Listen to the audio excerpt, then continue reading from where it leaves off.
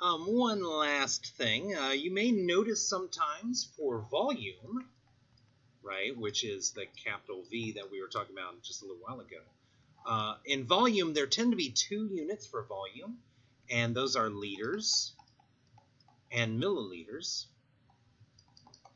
If I were so inclined, I could actually use the conversion factor here, that 1 liter is equal to 1,000 milliliters, or I could use 10 to the negative 3 liters equals 1 milliliter. And then I could do factor label and I could figure that out. But there's a simpler way to do this.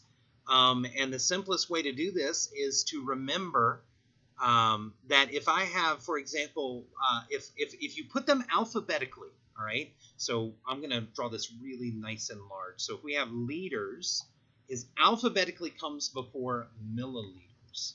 So if I want to go from milliliters to liters, I am going to move the decimal place 3 times to the left. Interesting, right? Okay, so for example, let's say we want to take, I'm just going to pick, we're going to say 50 milliliters, and I want to convert that into liters because you can't do milliliters with anything, right? You've got to convert it into liters first. So what I'm going to do is I'm going to move the decimal place 3 spots to the left. So I'm going to go from here, 1, 2, 3, and I'm going to put the decimal place right there. Now this one right here is empty, so you have to remember you have to put a placeholder in there. You have to put a 0 in there. So you got to put a 0 in there.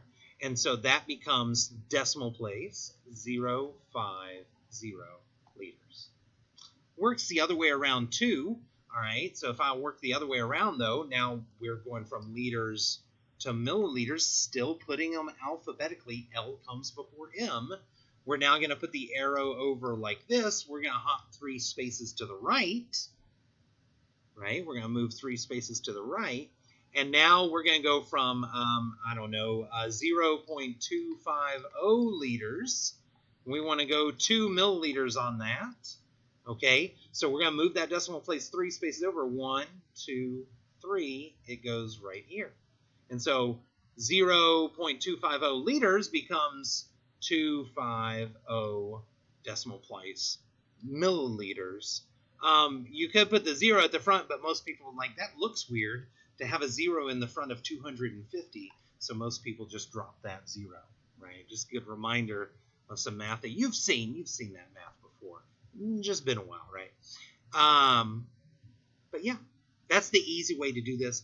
Factor label is kind of the difficult way to do this. And really, milli is the only one that we're worried about here. It gets harder with micro and nano, but those mostly won't come up. You can do the same thing, by the way, with grams and milligrams, right? So if I have grams and I need milligrams, or if I have milligrams and I need grams, we're going to do the milligrams to grams. Let's say I have 50 milligrams, and I need to go to grams, right? We're going to hop that decimal 3 places, 1, 2, 3.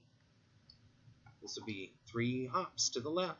And that becomes 0.050. Hey, wait, you added an extra 0 in front of the decimal. So sue me, right? You don't have to have that 0 there. You could erase it. It's cool. It's all good. All right? That's how you do that conversion.